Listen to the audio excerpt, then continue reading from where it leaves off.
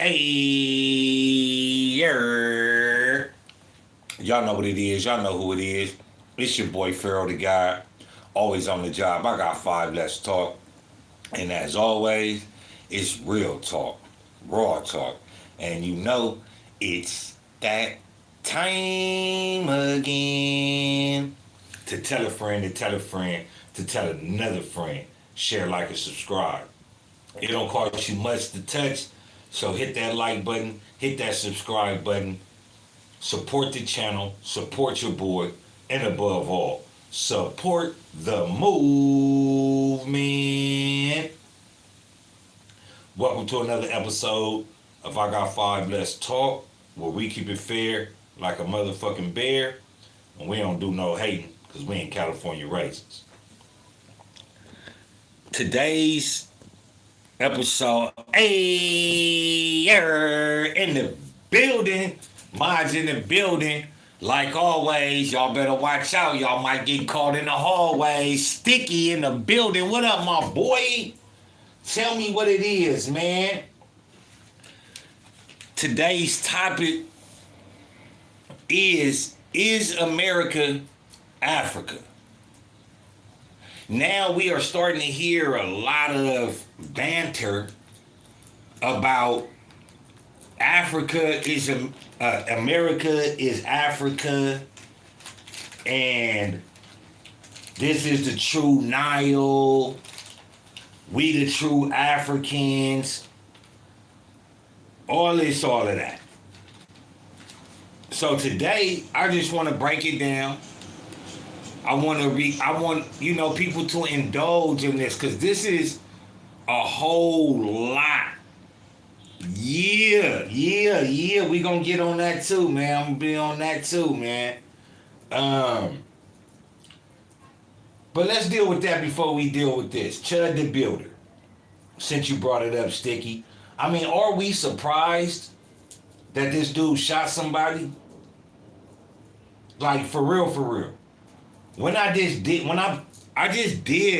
an episode on Chud the Builder being exposed, that not only is Chud the Builder not racist, but he's also a homosexual. Or at least he likes to get pegged in his butt by trannies. So, and this is what I was telling people about Chud the Builder. Why y'all gonna let him get mad? That's the only thing that he can use to get you mad. And for me, I think that the black people that actually find it offensive, and I'm gonna be honest here, he doesn't always have his gun on his hip. He just doesn't. His gun isn't always on his hip. He has to get to the truck. Do you see clearly the picture I'm painting here? He's on camera chimping out, and he's trying to get you to act like one of his relatives. Mind you, the vast majority of times this man does not have his weapon on him. So if you that mad, catch an assault case, mutual combat case, whoop on him. He don't always got a gun on him. See, the thing is, you gotta beat them at their own behavior.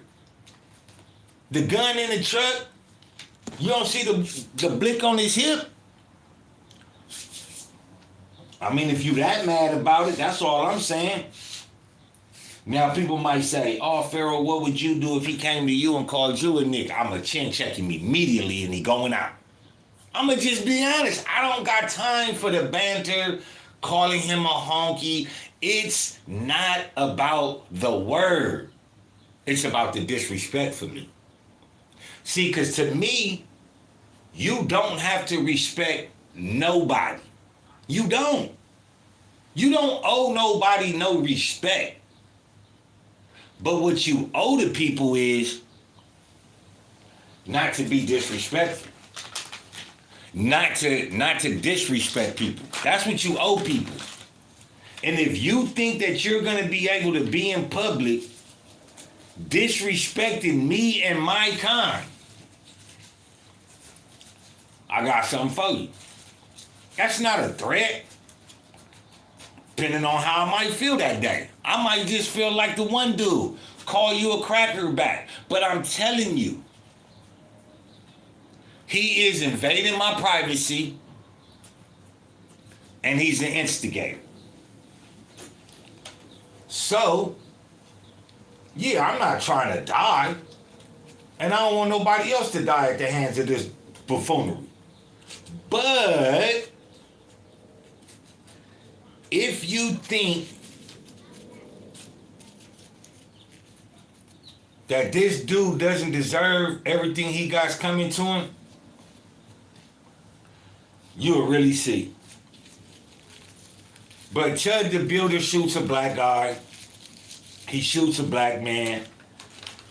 He actually grazed himself in the arm. So I wonder, it's either he doesn't know how to handle a gun, or he tried to cheddar bob himself as evidence to try to manipulate the situation when the police come.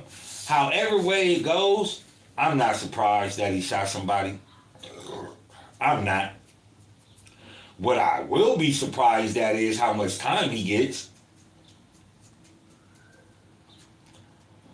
You feel me? That's what I am surprised at. That's what I want to see. Yeah, man. Exactly, Sticky Fingers. You feel me? The last one I did about him was exposing him as being a homosexual, messing with trannies. See, so he's projecting his insecurities onto other people. This is why I don't give people like this no type of really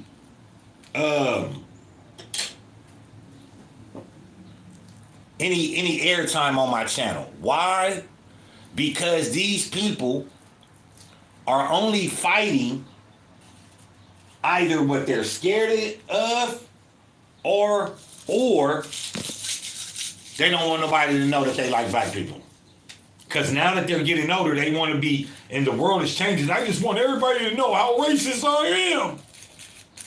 When in fact, boy, you ain't even racist. It reminds me of the two girls from Tennessee that just went viral for saying 1, 2, 3, nigger. And then start crying when people start trolling them. Or like the Mexican woman in Dallas, Texas, that was a police officer that went on there and ranted and raved and said all type of disparaging things about the black community and got fired and wanted to cry. And I have a family. I have a family to feed. Should have thought about that. See, people only think about themselves, their self-centered selfishness. And those type of people are the people that's running from something. Not running to something, they running from something. So now we know Chud the Builder is not just a fake racist, but he's actually a full-blown homosexual or a bisexual. See, he has to clarify with himself of his toughness. He has to prove to people, I'm Chud the Builder, I'm tough, I can do anything. Now he puts himself into a whole fucked up predicament, because now his business is being sabotaged because of his own behavior. People are warning people about working with this guy because he's a lowlife. Instead of going about in the world and doing what this dude is supposed to do, this dude is going out in the world trying to stir shit up. Loser. Yeah, you know what, those sticky fingers today? No, yesterday I was trolling, right? It was a basketball player from the Grizzlies that died. And somebody sent it to me. And I replied, the nigga was trash anyway. They would not let me post that. They wouldn't let me post that statement. Not because I said nigga, but because I called him trash. Do you see the disparaging, unequal treatment just in the linguistic field? You can say nigga all fucking day long, but how dare you call somebody trash? And see, that brings us to what you say, Sticky, the algorithm. How can the algorithm of YouTube allow this guy to post on YouTube, but as soon as me and my channel get to talking about the Jews, as soon as I post Hitler, a savior, not a monster, my fucking page gets banned? I post America and Israel, their axis of evil, and I get a strike? I get banned? I get my page took? I have to fight for this content that I so willingly bring to you guys every day for free. I'm not monetized. I bring you guys this content every day for free. Why? Because of people like Chud the Builder.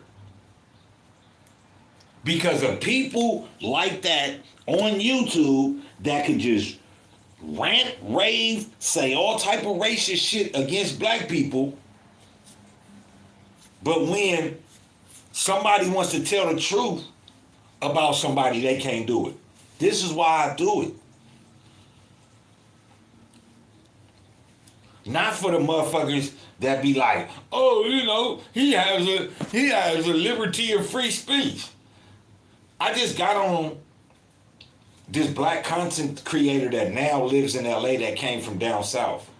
And he keeps asking about, he was right here in the section, but he went and asked an old ass man, like, hey bro, why y'all got all these Mexicans working in here? This area is 63% black.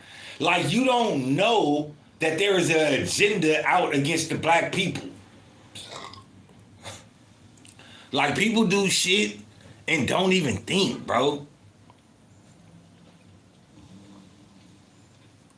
But this is the type of shit that is allowed to transpire on YouTube. For what reason? I don't fucking know. But I do know. I know why he's able to do that. The same reason why these people are sitting up here trying to believe that America is the original Africa. So before we even get to that,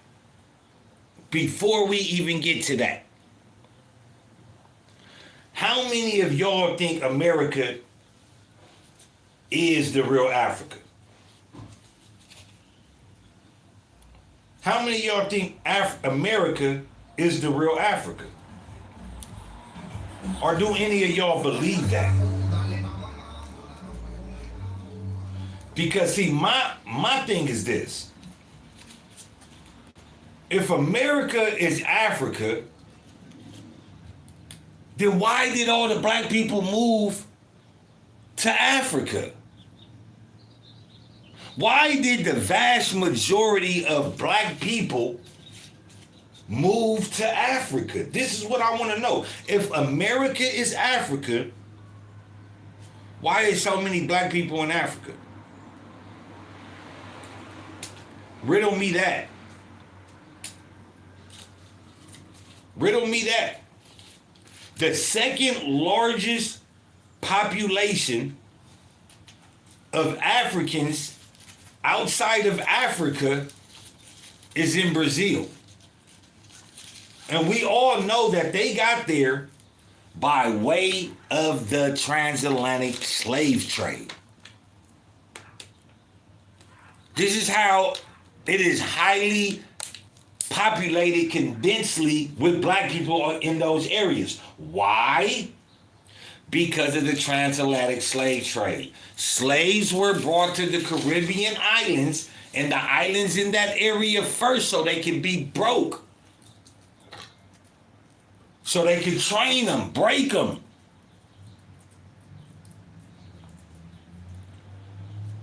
This is why you have the highest rate of African DNA in those parts of the world.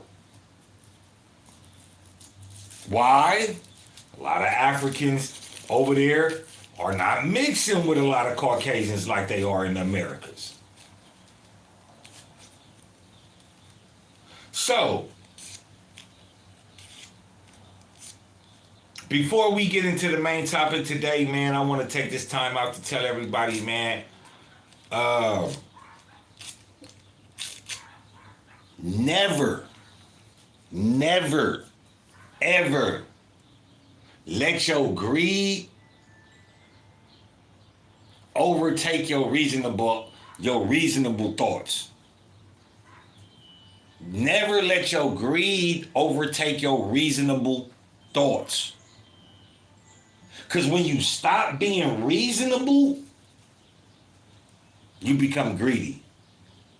You just want something to believe in. Stop letting people tell you how to believe or guide you to believing in something. Do some of your own footwork for yourself.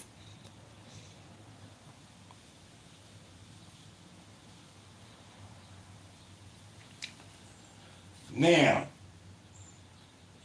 prior to Christopher Columbus being here, a lot of people have never read the book They Came Before Columbus. A lot of people never heard of Mansa Musa. A lot of people never heard of Abdullahi Abu Bakr. Mansa Musa's older brother. That at once upon a time, long ago, Mansa Musa's brother, I think his name was Abdul Bakr the first, I think, right? He set out a voyage of West Africans. In a voyage. Now, you got to think, Africa at this time was coming into construction of the Congo. Get what I'm saying? The Congo, Kenya. At this time, in the BCs, we're talking 1,000 years before Christopher Columbus. They set out on this expedition. They already were merchants. Stefano, the guy that guided Christopher Columbus in his boats to reach the New World, he was a Moor from Africa. And on his authority and knowledge, Christopher Columbus had him guide the ship. How would they know to get there if this African Moor's culture, his history, knew nothing about that? If he knew nothing about it, like Christopher Columbus knew nothing about it, how do you know about a new world that nobody never been to? Explain that to me. How can you say you're going to discover the new world if nobody's been there? Mind you, this is in the 1400s. They are saying Europe has just regained its independence, so to speak. Because during that time, they were ruled by the Moors for over 700 years. So how do you think Christopher Columbus and them found out about the New World? They have Moors right in front of them. They have Africans right in front of them. How are these Africans telling them about a new world that the Europeans know nothing about? Mind you, the Europeans are just now coming out of the caves of the Caucasus Mountains. Mind you, when the Muslim Moors went to Spain, when they went to Europe, it was 711 AD, the year of the Christ. So if the Muslims and the Moors, the Black Berber Moors from Northern Africa, Central Africa, and just what they call black people in that region of Africa, they call them all Moors. So here it is, some Caucasians being ruled by black people for over 700 years, came out of the caves of Caucasus Mountains. How would they know where the New World is? Somebody had to tell them. Some folklore had to be spoken to them.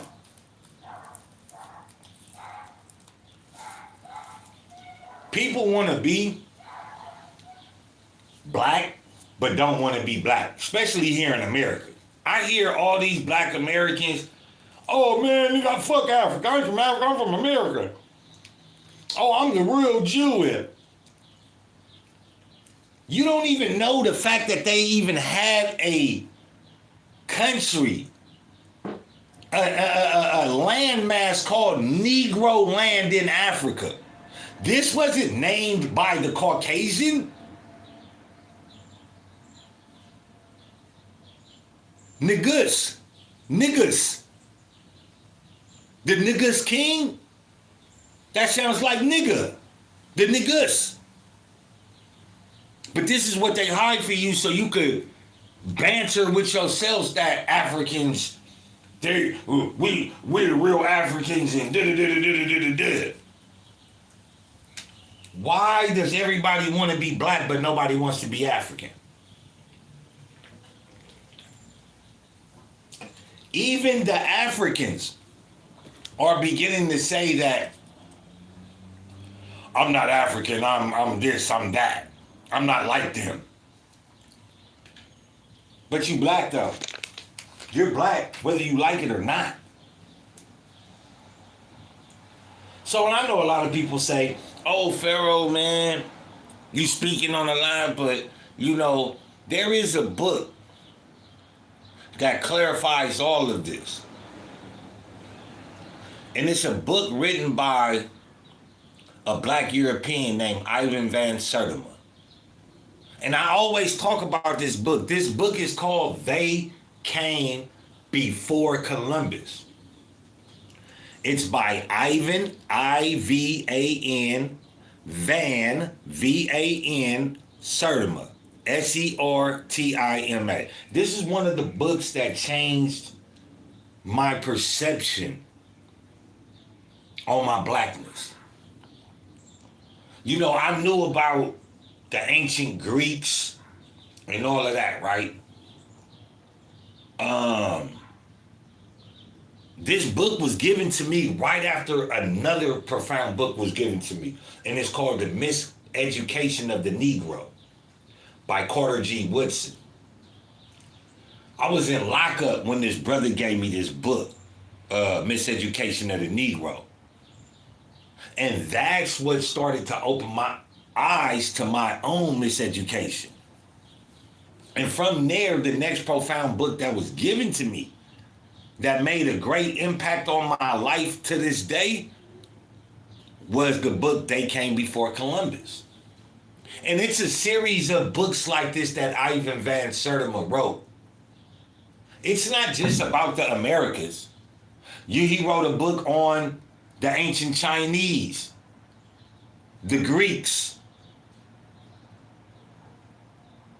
The Phoenicians. He has been in debt to a lot of knowledge.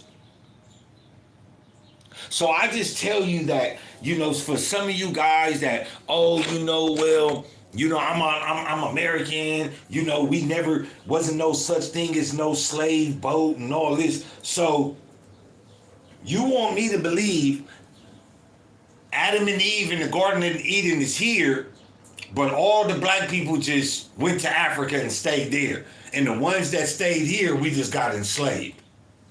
That doesn't even make no sense. What would make more sense is that we're from Africa, and other Africans that didn't like the fact that we were the original Jews sold us into slavery. If America is the real Africa, then why on Ghana do they have century-old slave docks? Century-old slave ports? Explain that to me. Explain that to me. Hey, y'all know what it is. Y'all know who it is. It's your boy Pharaoh the God, always on the job. I got 5 less talk. And as always, it's real talk, raw talk. And it's that time again to tell a friend to tell a friend to tell another motherfucking friend. It don't cost you much to touch. Hit that like button. Hit that subscribe button. Come and chill with the podcaster that gives you the real spiel. Don't hold back, man. We gonna learn something. I'm gonna teach you something. We need to we just need to start having a reconstruction of black equality amongst black people. If you haven't already, man, hit that like button before we hit this content, man. You feel me? Tell a friend and tell a friend and tell another friend. Share, like, and subscribe. Don't hide. Let's run this content. This is the picture that you're looking at right now is the picture of Olmecs. These are the god carvings, stone carvings of the Olmecs, who Mexicans and people of Mexican descent love to say that these is one of the tribes that ancient tribes that they descended from. But clearly, that looks like a man, doesn't it? A black man. The picture on the right, that's a stone head in Mexico with African features. It's called an Olmec. And that's the picture of one of their gods. The picture on the right is an actual picture of an actual African, an actual black person. And you can see the striking resemblance between both of them. Both of them look identical.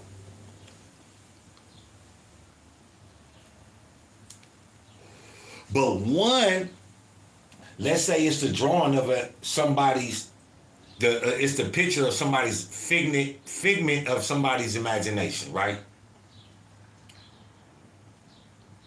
So if blacks was brought to America and it was never no blacks before the black slave trade, how did that picture on the right get built? How did that picture on the right get carved out to have those type of features? You don't see no Incas and no Aztecs, no Mexicans. All these people that say that they derived from these tribes do not look nothing like that. Hey, shout out to Raphael Brown for indulging in the comments, man. Much appreciated. Hit that like button, support the channel, support your boy, and above all, man, support the movement. He says, only black Americans worry about this history. I know who I am, not worried about this history books. Who are you? See, this is the identity crisis that blacks have with themselves. They want to be black, but they don't want to be black. They are black, and they use black when it's justifiable for their means. But when you get to dropping knowledge and science, niggas, fuck that shit. You sound a little bit too smart. I don't want to be no African booty scratcher. Nigga, you ain't no difference than them niggas. You an American booty scratcher, nigga. You look at Africa and you see what they want you to see. But you don't see that these motherfuckers in Mexico was praying to black people like everywhere else around the world. But you don't care about your history. Because you would be one of the first type of motherfuckers to sell us out. You goddamn coon.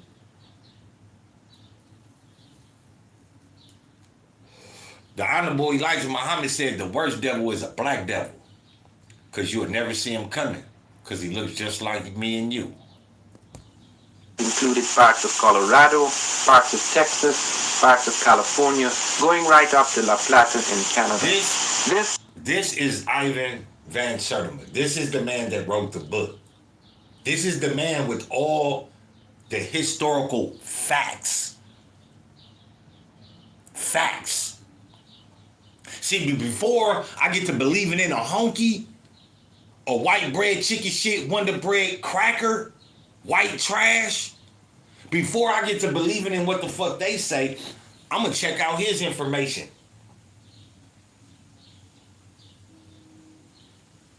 What does Ivan Van Sertima, Professor Sertima, have to gain by lying about the black presence in America before Christopher Columbus? Oh, it's to make him look good. But this is what the world continues to deny. So how can you tell me that he's wrong for pointing out the Captain Obvious? But please, let's continue to run this content though, man. And please check out that book. It's called They Came Before Columbus. I'm going to put it in the chat. Civilization known as Olmec was to touch all other civilizations in America. The Maya, the Toltec, the Aztec, etc. It was even to stretch right out into South America. What is very unusual about this civilization was that not only was it the mother of American civilizations, but it contained elements that were not just native to America, but was a fusion between the Native American and people coming from outside. The most significant of those outsiders were the Africans. We have very clear evidence in stone heads, in terracottas that are clay sculptures, as well as skulls and skeletons of an African physical type entering that native population, somewhere between 948 and 680 BC. How do we know the date? BC. Now, I know some people might say, well, Pharaoh, he just clearly said it was some people here around that same time. I never said there wasn't. I never said there wasn't.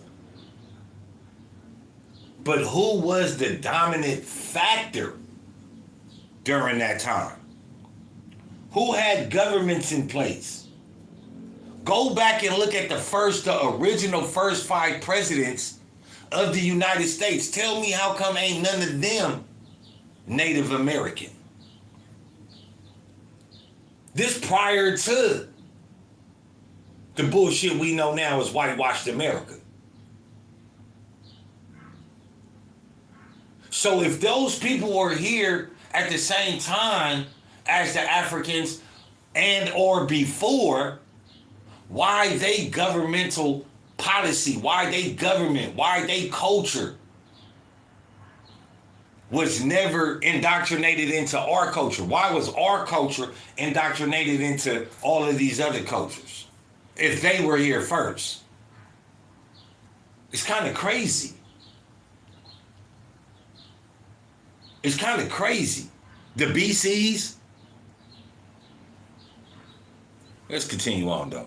It is because on one of the platforms in the holy center and capital of the Olmec world, a place called Abenta. We were able to date the stone heads because they were rooted in a wooden platform where the Americans worshipped, and we got this dating of 948 to 680 BC. Now, several people have wondered what kind of Africans these were. Who were these outsiders? These were largely Egypto-Nubian types. At least that type was in command. Now listen to what he's saying.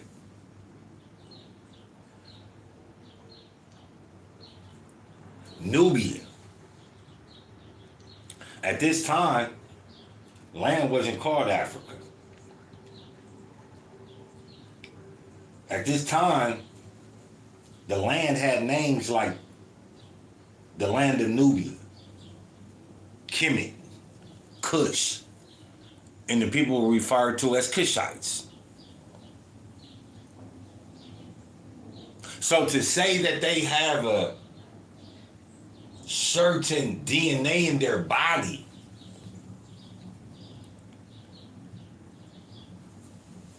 was just to say that I have the DNA in my body and I've never been in Africa.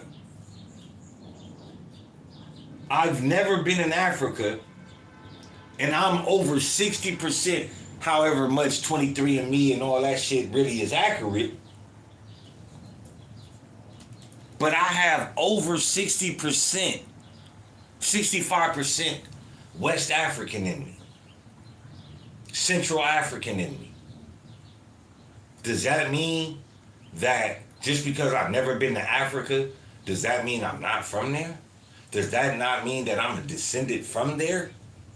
So the people that ended up here, are they not descendants of that land that was tribal at that time, that was tribes? Huh? People were nomads. Not so much as the word nomad, but people weren't wanderers. People were actually intertwining and intermingling in the continent of Africa.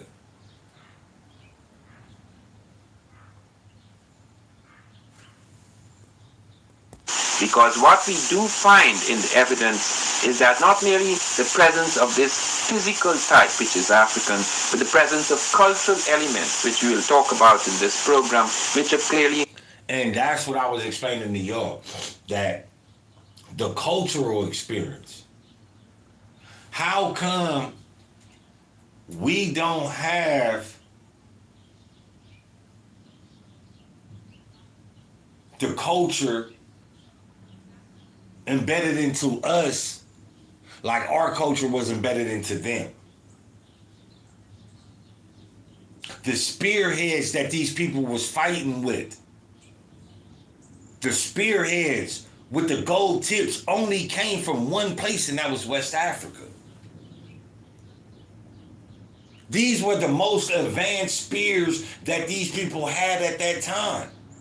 So obviously the African nation at that time was more advanced than the people that could have been here before them or came to this land after them.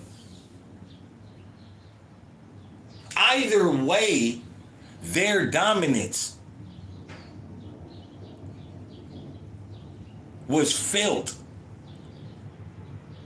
and instituted, not just by Africans, but the people that saw these Africans, admired these Africans. They admired these Africans so much that they worshiped them. We just seen the sculptures. So again, why was the African presence endorsed and indoctrinated into these cultures? But if these people were the true ancients of America, why wasn't their culture indoctrinated into us? Message. Of Egypto-Nubian origin. And the question arises, why do we include Egypt among classical African civilizations? There is now absolutely no doubt that the ancient Egyptian civilization was overwhelmingly African. They have found the kingdom of Ta Seti in the Nile Valley. where all the major elements, political and religious elements, spring out of spring out of the south of Egypt, spring out of the Nubian world, at Custal in Nubia, where we have about a dozen black kings reigning before the first Egyptian dynasty. Even the hieroglyphs, the writing system of the Egyptians, we find they have their roots in the Sudan, so that as the Africans move up from Nubia, they go into Egypt, so that we find the African not only in the evening of Egyptian civilization, but in its very dawn. And we find them also in the noon dynasty. This is very important because it's important to understand that the Egyptian thing, the Egyptian miracle, was not only to touch Europe, not only to touch Asia, but was to stretch out to America as well.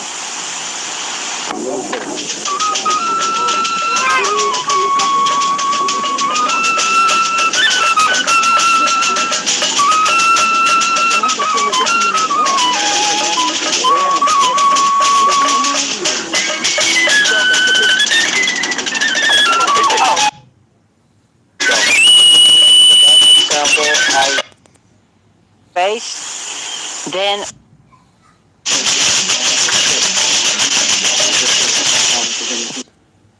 And then, this is going to be confrontational, what I'm going to say. Look at the pyramids in the background. Excuse me. People will say, well, that gives validity and credibility that this is the original birthland of Africa, this original Africa. Well, why does the pyramids in Africa align with astrology, but the pyramids over here have nothing to do with astrology? Why do we find astrology in Africa, but we don't find astrology in America? Now, it might be some slitty slicker that says, oh, the pyramids that were built in Africa, the reason why they're lined up with astrology because they were trying to find their way home. Crock of bullshit. If they got there, they knew how to get back. The hell is you talking about?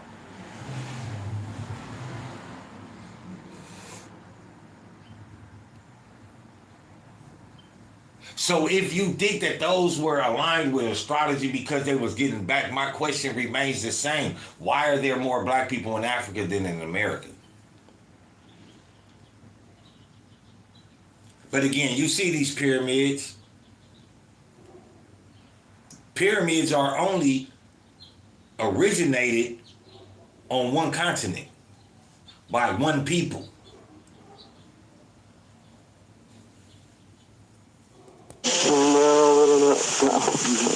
look at these two ones over here. At the beginning of this museum, I was made the information about from the picture. I would just leave that there for a quick second.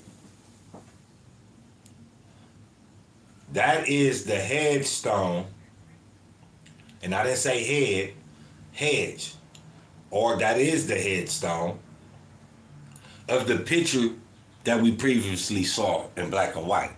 That picture came out of the book of They Came Before Columbus. That picture is of this actual Olmec head that we are looking at right now.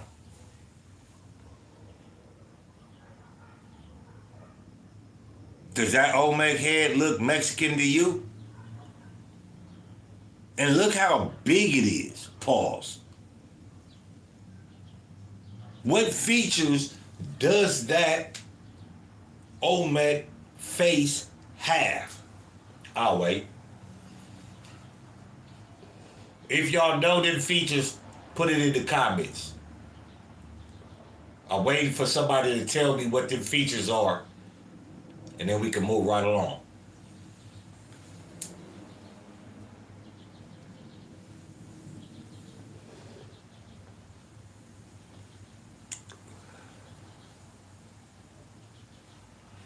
Nobody know what kind of features them is? Thank you. How in the fuck do you get black features from people that were there since the BCs?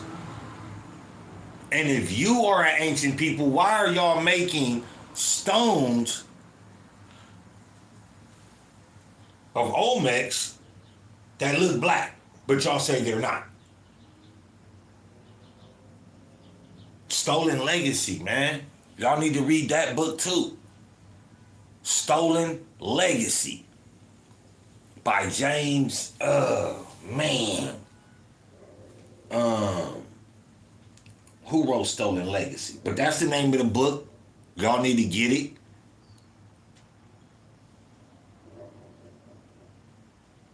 This is where Mexicans and Latins derive their ancient culture from. The Olmecs and Aztecs. But clearly, that don't look like them. Where they got at the face. Then when we was passing in the other house, you saw those pictures when they found the faces. This is one. Damn. He ain't talking in no booty scratching language. That nigga talking that bean dip. That nigga don't sound no American to me. That nigga don't sound no African to me. Sounds very Latino. Very Latino. The face more beautiful. You can see the lips, the nose, the eyes. This is completely negroid face, and the weight of this face is. You heard him. Negroid in the face. So if the head is Negro, come on, man, stop playing with me, man. 25 tons. We're wondering how they carry in that time, from where they carry these rocks, because it's solid. So if you got the heart of what he's saying this black face right here, made of stone, granite, whatever, weighs multiple tons, and it's a Negroid face. How did they get it here? Where did they bring it from?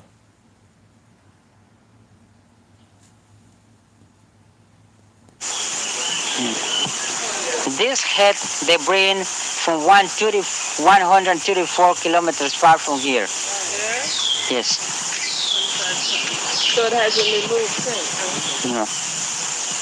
Was that stone quarried where they found it? Or how far did they have to bring the quarried stone? They say from 100 kilometers far. They call basalt.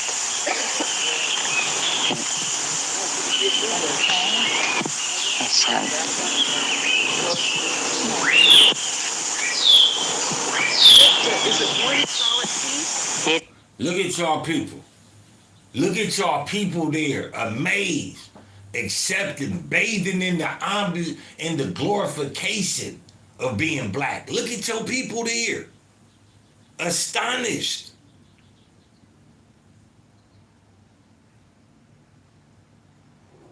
Astonished, proud. But we don't want to be that proud though now, huh? That's why I'm rubbing in the motherfucker face all day. Yeah. This why y'all don't like us. This why y'all steal our history. This why y'all steal everything from us. This why y'all want us to be the enemy so fucking bad. Because y'all worship us.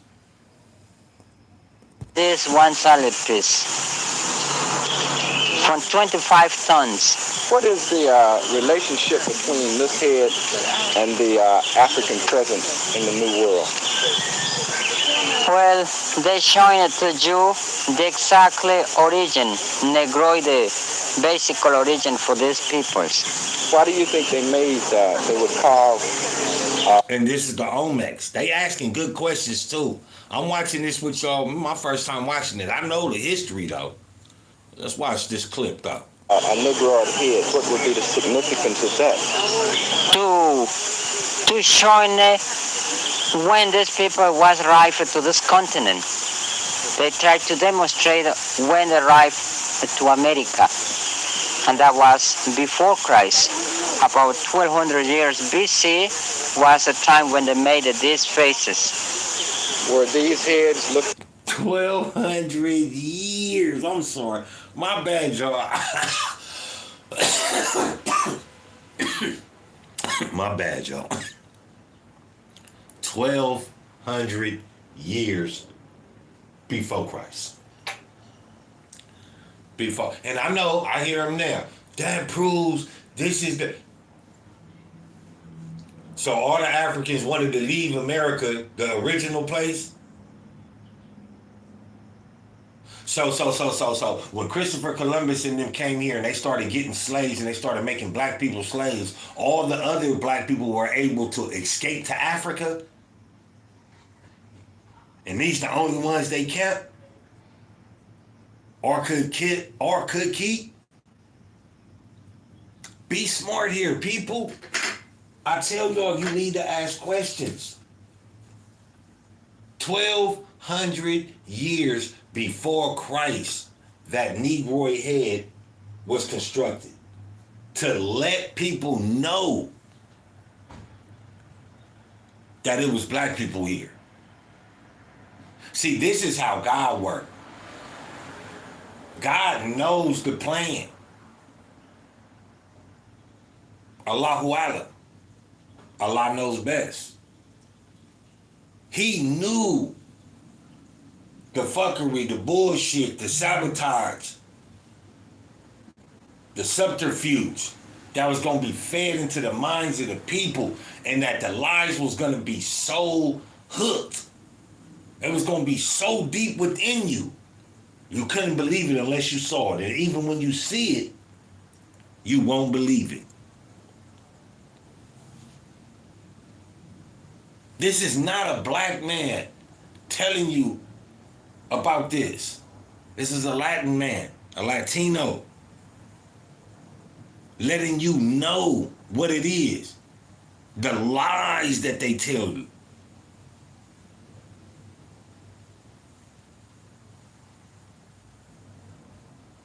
If all the Africans that's in Africa were here in America when Christopher Columbus came, do you actually think the white man was going to be able to become powerful? Like, let's be real here.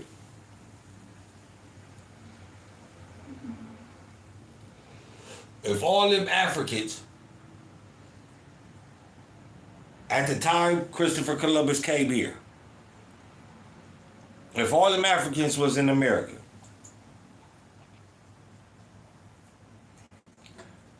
you don't think that the white man would have wanted to enslave all of them? Not just some of them? that as gods, as priests? Priest. They were priests. Priest. So then the African present here was one of priesthood or what? Priest. It was one of priesthood. Yes. And it is said through folklore, confirmation through cultural significance and cultural identity that almost 65% of the slaves that were brought to America were Muslims. They were of the priesthood, imams, muftis, wazirs, muezzins, sheikhs, muftis, learned men and scholars. That's what was said. This is the reason why they had so many rebellions and they couldn't bring people straight to America. They had to separate them and dominate them.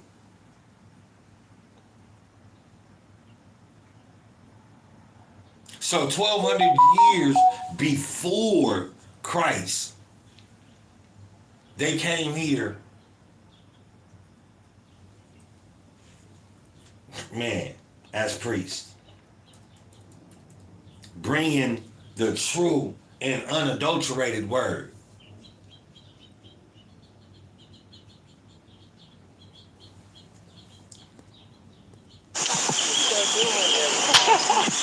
Are there any other heads this size for the other races of people? No, this is the most principal.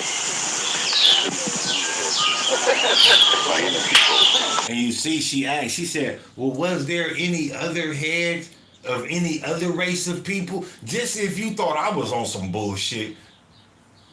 This was she asked them. And you heard his response, no.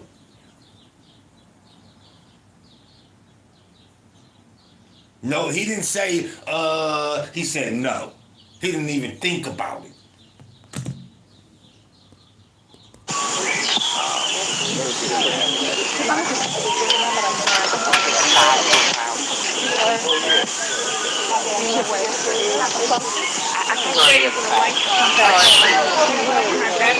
Dr. Van Sertima, can you make a comment on this? I was asking him the significance of this in terms of the importance in the society of these heads, and he was saying that these were represented priest class. Yes, this is the priest king class, because it would appear that these people were among the ruling elite of the Olmec.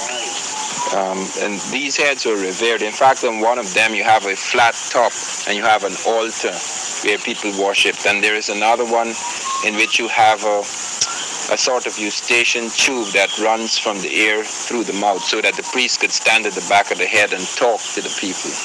It was a kind of oracular thing, you know, a sort of oracle. This is one of the great heads. And one of the things that you should note too, which many people do not note, is the way that thing falls along the ear. And also note the markings, the way it is cut, the way it is eroded on top, because the top of the helmet is also very important to note. The things right on the brow, the way these are formed, because this is the way in which even on top, I don't know how we can get on top there, but there's something quite interesting on the very top of the head. There are certain striations on the top of the head that are also significant.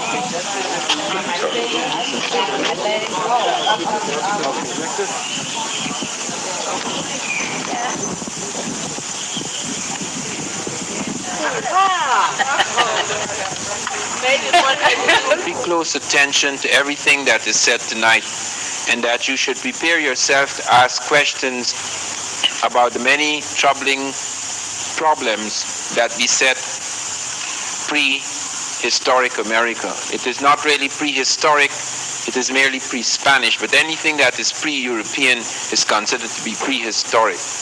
It is the really critical missing pages of history, both for America and for Africa. And what I want to do tonight, apart from touching on what we have seen within the last day or two at Mitla and at Monte Alban, what I would like to do is to go on to make a summary of what we have achieved, what we have seen, what we have witnessed in the last week in Mexico. We began in Von Wutenau's studio. Make no mistake, there is no studio in the world where you will find such a collection of African physical types in ancient America. Many of you have not had the opportunity to examine closely at leisure all the pieces in that collection. It is a priceless collection, and many of you have raised the question which must be pursued: what will happen when Von Wutenau, who is now 84, dies? What will happen to a collection which is of tremendous significance for us, blacks throughout the third world? Because the likelihood is, as has happened in previous centuries, the likelihood is that all of these marvelous pieces which we have seen, and which we have not yet had time to photograph completely and to preserve, may disappear. Von Wuthenau has, in addition to these little sculptures, he has a catalog of everything he has. Brilliant photographs taken by several professionals over the years. He is apparently the director of the dancing group. And this is a man, and his features are Totonac. They are not Negroid, but they paint them with chapeau, so it is a warrior who is black. That is also an atavismo because they knew that the Olmecs were black. You're saying that the Olmec people themselves were black? No, but this one certainly was black. You see, you can't see. And here is the proof for it. It's one of the best proofs I have. This is a figure made that is between the Olmecan period and the Totonacan period, transition period. And this is an Olmec sculpture. And to be black, they covered it with tar. You see, it's a stone head, but it's covered with this tar. So not only the features and the thick lips come out, So blacks, basically what they're saying is, we painted it black because so you won't say that these were brown people that looked like this. No. They were painted black with tar, so there would be no mistaken identity. That's why. And if you really don't think the Olmecs were black, where is the other entities of the Olmecs that need to be represented? Where are those sculptures? Why isn't there any sculpture of any other phenotype? Why is it only the Negroid phenotype that is found in the Olmecs drawings, sculptures, culture? I understand that people want to make America Africa, but you leave out one important thing. Why did all them Africans go to Africa then? Or why did all those black people go there and not stay here when the white man came? Because if the white man could have did it to all the black people when they were here in America, surely enough they could have followed them across the ocean and did the same thing and controlled the whole world. Literally. That little piece of information right there is a very big break and crack amongst that theory that America is the original Africa. And the reason why I'm playing this, They Came Before Columbus, because it gives a definite answer that there were people here other than Negroid phenotype. They were here. We have it documented, but yet we just don't have the pictures. So that means that African presence is the presence that was dominated on this part of the world. Nothing else.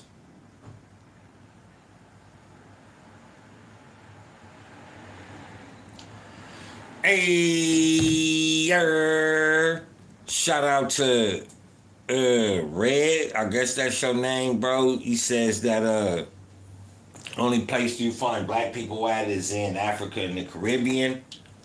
Keep watching. You can learn something. But these pictures clarify their presence in Africa. And what do they keep saying? That the reason that they sculptured these things is because they wanted to make a presence here. How do you make a presence where you're already from?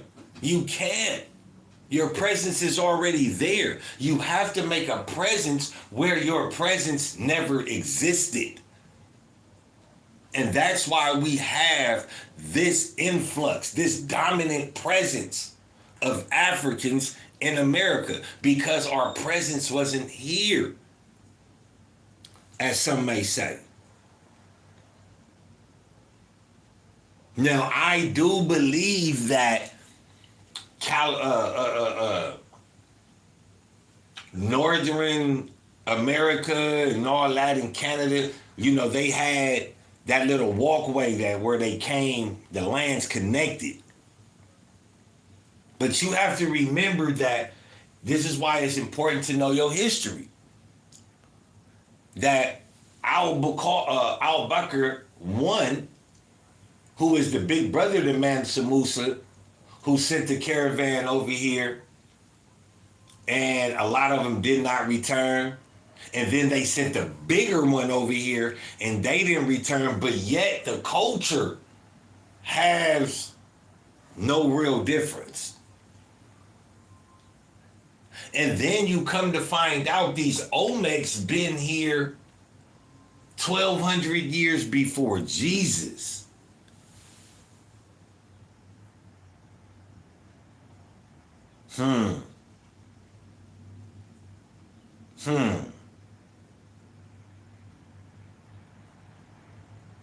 Because if what they are saying is true, that means the Africans came here. And that's why after Christopher Columbus and them, they were able to dominate this land, because it wasn't that many black people here, because a lot of people didn't fucking know it existed. That's what y'all keep forgetting. People did not fucking know this land existed. Not the Russians, not the Chinese, not the Germans, not even the Europeans. They found out about this land from a man named Stefano, Gustavo, some shit like that. He was I just had the name in my mind, man. He was the guider. I forgot the name. He was like the captain of the boat. He knew the maritime, and he knew how to. He was a merchant, a real good merchant.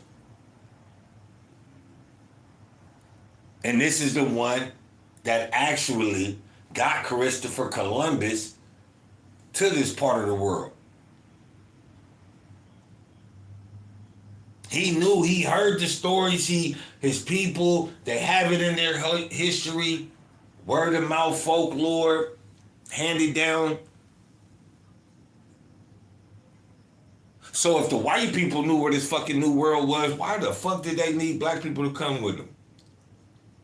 I could get driving the boat, I could get feeding the people, I could get being slaves, but who was the fucking captain? Who was telling you where to go? A black man. That's because the white people didn't know shit about where the fuck they was going. People barely knew America existed in its totality. This is why they were able to come over here. They knew it existed, and they knew it wasn't developed yet. You already had China, Russia, Africa. You already had these countries. Why do you think they called it the New World? They needed to go dominate something that was easy to dominate. So again, I asked the same fucking question. If this was Africa, how in the fuck did the white man win? You telling me black people just that scary that all the millions of Africans or Americans left America and ran to Africa? Is that what you're trying to explain to me? Because you know that shit don't even sound good. You know that shit don't even sound good. It's okay to say that I feel hurt that the Africans didn't send nobody over here for us. They never fought for us. They sold us into slavery because we were the real Jews. It's okay to feel that hurt. Nigga, some of your uncles and them, nigga molested y'all and y'all still talk to them. Fuck you talking about?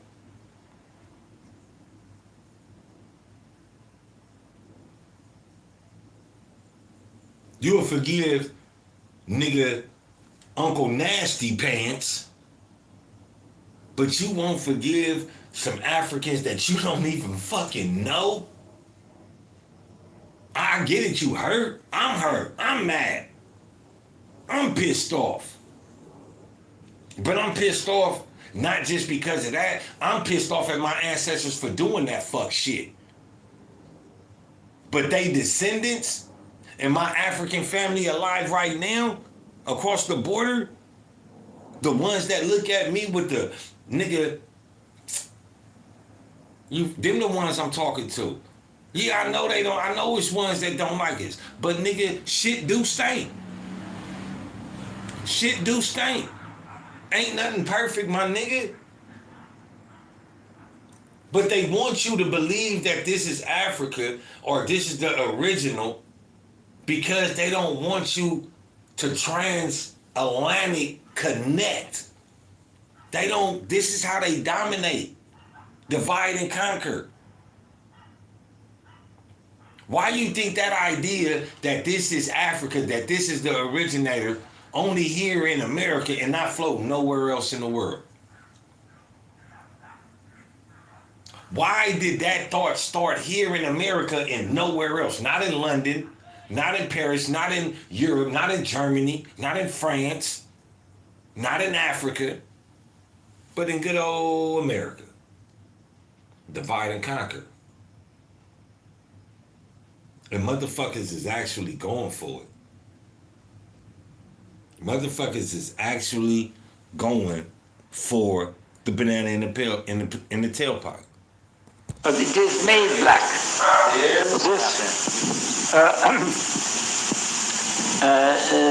This piece was put on the cover of Revista in Mexico in March, and shows you that another colossal Olmec head was found in Mexico, which has not been, in my opinion, I don't know where it is, it's never exhibited. I wonder if they really have excavated it. Of course, you see these, there is the item that the people in Tabasco is one of the provinces here, I mean one of the states, the state, just as Louisiana is a state. And the people in Tabasco don't want it to disappear from their place to Mexico City. And there are frictions between the Instituto de Antropología and the state, you see. And that's why I don't know if they've done in the state something about it. In any case, it has not been shown up here in Mexico City. But it is 100% Negroid features, and I wish we could get it out and get some of you. The choice of archaeological sites to link all that we have seen together as a single piece. This is one of the most difficult things to do in Mexico. There's a vast amount of confusion, even among the guides who are supposed to have mastered the material in their own area. There's a vast amount of confusion about dates, about the occupation of sites, about the nature of influences, about what the various things we have seen mean. Some of these things cannot yet be explained. Some of these things people can only guess at. But what we are certain of, what we are absolutely certain of, is that the Olmec civilization, which is the mother of all American civilizations, is not a single-stranded civilization. It does not belong to one race. It does not belong to what we conceive of as the Native American who came across the Bering Straits. There obviously were... That's what it's called, the Bering Strait. I said the strait. I didn't know the name of it. You feel me? I ain't smart. You know, I don't know everything, but it's called the Bering Strait. And this is my clarification that this is not Africa.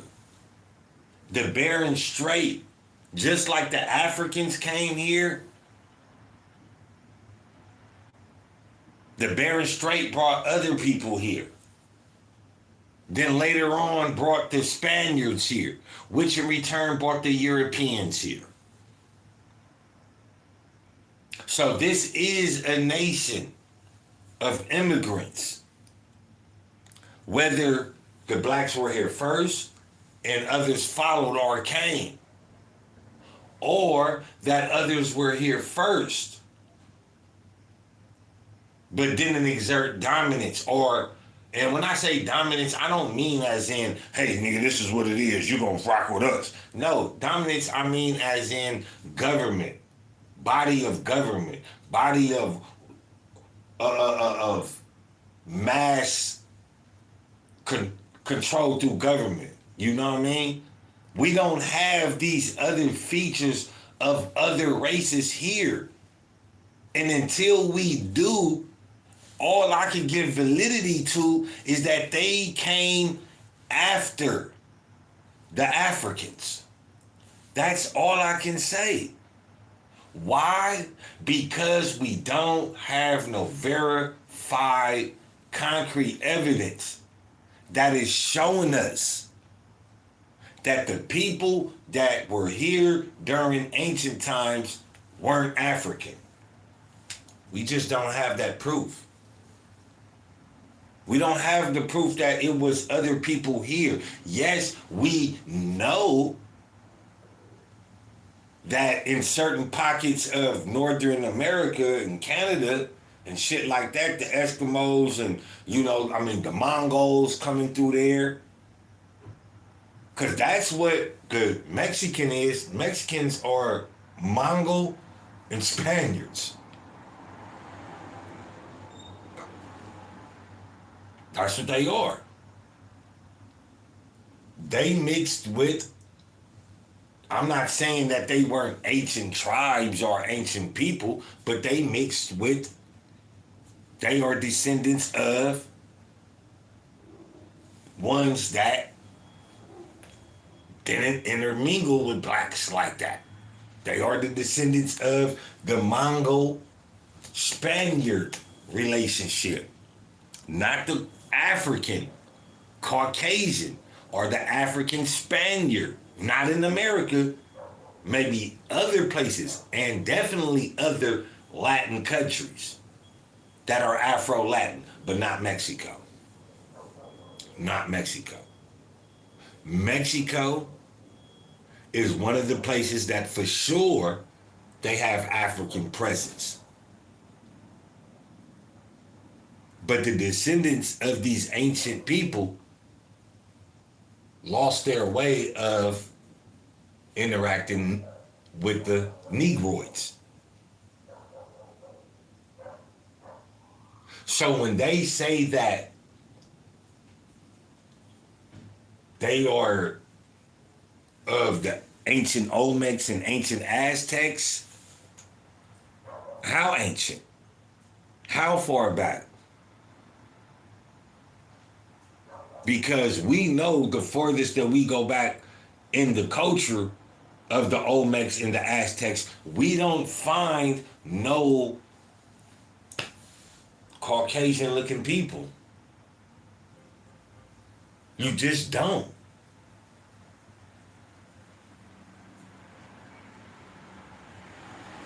And I know people are going to say, well, that doesn't help your case. Yes, it does. Because, again, I say, if this was the original Africa, where did all the black people go? Where did all the black people go? This can't be ancient Africa. And I get it. I feel, you may need to up yourself, but you have enough as a black American, as an African in America, or whatever you want to call it. You have enough to gloat and be boastful and proudful for. Our history is strong in this country. But don't allow them to feed you a narrative that separates you from the content of the motherland. You may have adverse feelings.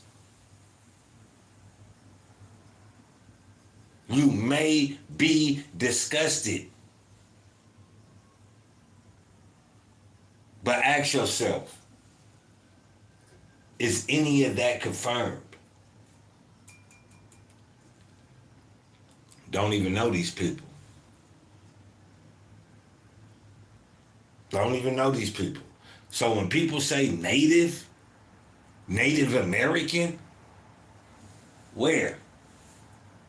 Where? Because even when you get into these so-called quote-unquote Indian tribes, and you look at the writing on the wall, don't none of them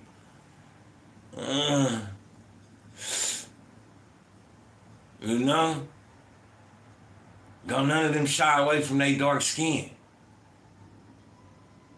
Don't none of them shy away from where their culture came from.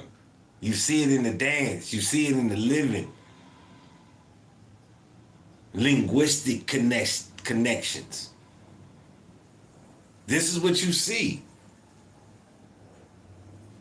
But you see what happened to those natives that accepted their heritage. Massacred. Victims of genocidal behavior. Decimation. All because they knew the truth.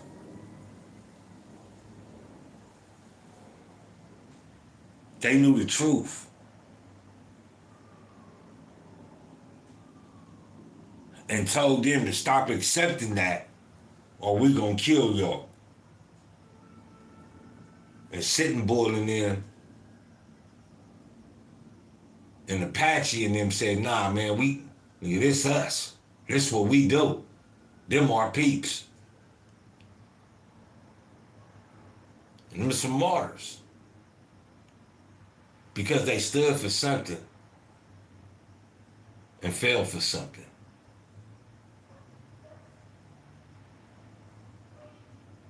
The Trail of Tears for the Native Americans is much more than just being a native. It was because of their history and how they kept their history.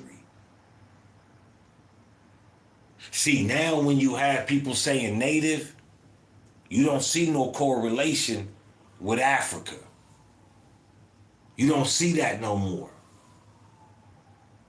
But you seen that during the 20s, the late 1900s, 1800s. You seen that. That's why they had the Trail of Tears. That's why they slaughtered them. It wasn't because they wanted to put down their weapons. It was because they stood on truth.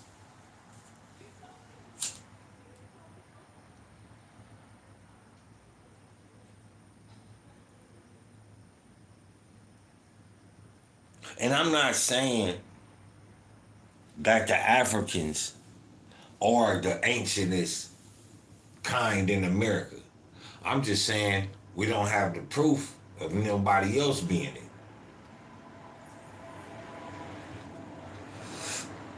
We just don't.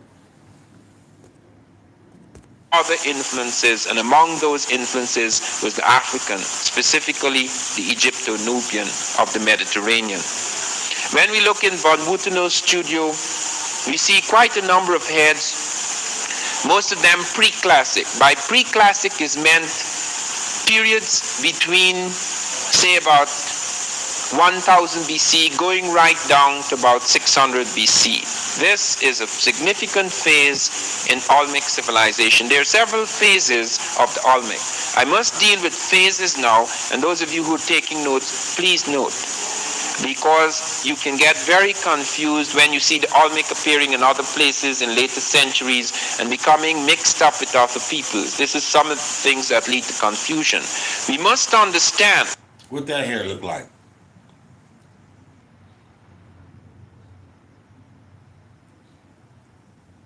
Look like braids, but shit look like dreads. Them look like dreads to me. But they do look like braids, though.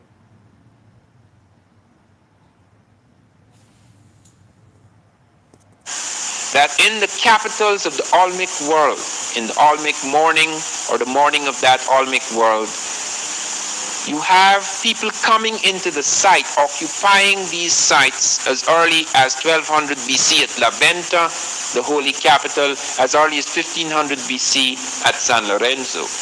Those dates have nothing to do with the actual sculptures, the actual monuments, etc. People walk into a site and start to occupy it because they find there is land there, they can plow the fields, they can grow crops, they can eat, etc. They don't just walk in today and tomorrow they start building colossal sculptures and massive ceremonial platforms and pyramids, etc. So when people come into a site, has nothing to do with when the flowering, the high point, the climax of the civilization occurs. The Olmecs came into their sites pretty early, as early as 1500 BC at San Lorenzo, as early as 1200 BC at La Venta. You must look carefully at this map and see the diamond points. Those are the capitals. And those diamond points show you where the Olmecs first made their major settlements. Now it is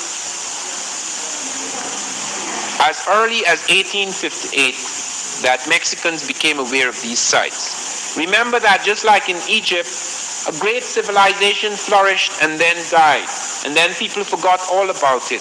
The pyramids lay under the sand, the Sphinx lay under the sand. Something stood there like enigmatic witnesses of a glorious past. But many people continued to live for centuries without recovering the majesty of that civilization, without being able to go back to their roots. This is what happened in many of the great cities of the Americas. That for a long time, for centuries, a shadow fell upon this world. Something very unusual seemed to happen somewhere around 8900. Some people put it slightly later, but something very unusual happened in America.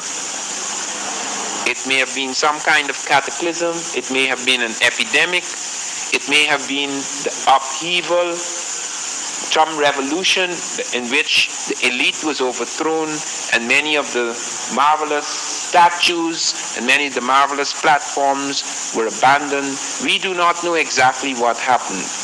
It was suggested by Victor Damas at Palenque that there was an epidemic of cholera and that could account for the disappearance of people. And that may be a plausible explanation for the disappearance of some of the people from the Mayan sites. But when we come to the Olmec morning, which I want to dwell upon because it affects everything, when Michael Coe and others speak of the Olmec as the mother of American civilization, they are really stating the whole thing in a sentence. It really is. Because in the Olmec morning, on that great platform at La Venta, we find quite a number of things that is to affect the civilization centuries afterwards. But let me come back to 1858. 1858 was the discovery at Tres Zapotes of a stone head. Now this is the stone head. This is the first head to be discovered. Now look closely at this head. When the Mexicans saw this head, when their scholars saw this head, scholars like Orozco Ibarra, Jose Melgar, etc., they were absolutely convinced that there were Africans in America at some ancient time. Why were they convinced? They were convinced by two things. By the African physiognomy, the dome of the forehead, the the cut of the nose, the jaw, the mouth, etc., but also by something which has never been mentioned in the archaeology for some odd reason. And that is, at the back of the stone head, there was hair, detailed Ethiopian type hair. No Native American has hair like that. And if that was presented in the archaeology, all this And I did say, for clarification, I did say it was either braids or dreads. I did say that. And them actually look like, could be like twisty dreads.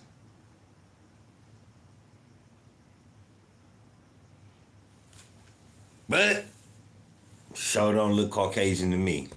nonsense about babies and jaguars. I have never seen a jaguar with hair like that. And I've never seen a baby with a face like that. People had to find explanations for things they found embarrassing.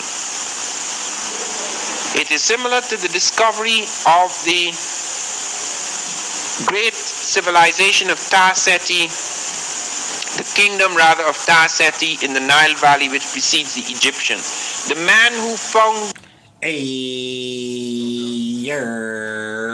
Y'all know what it is. Y'all know who it is. It's your boy Pharaoh the God.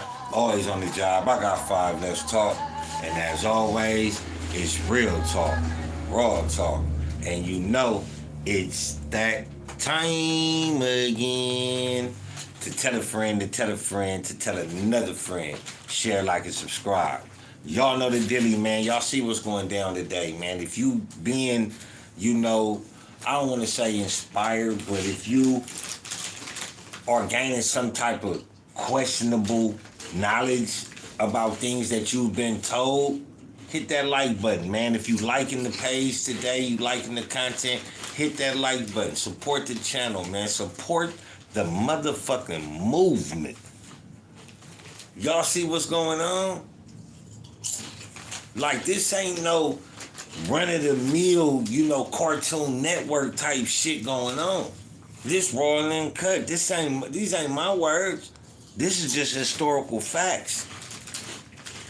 And I said that I'm not gonna sit up here and say that Africans were the only ones here in ancient times. But where is the proof that other phonotype people existed? Non-Negroid people existed. Where is the evidence? Where the evidence at? There is no evidence right now. And the natives that accepted that fact, they were hunted down, they were assassinated, they were slaughtered, they were fed diseases, given alcohol, all because they held on to the fact of their history. And that history led back to black people. So how? Where is the presence that this is Africa first? And Africa is second? The people, see, what happened is the people that came here from Africa duplicated what they already knew. They are recreating their civilization where there is no civilization or no culture. This is the same thing that those that came through the Bering Strait thought. There is nobody here. They developed, I guess, their culture. The Spaniards, when they came, they saw that it was people here. And what happened? They indulged in the culture. That's how you started getting a lot of Mexicans. Because Mexicans are Spaniards And the stamp of approval is their last name. Hernandez, Cortez, Mexiquez, and all that. That's not Wakakin. That's not, ancient Spanish. That's Spain. That's Spaniard.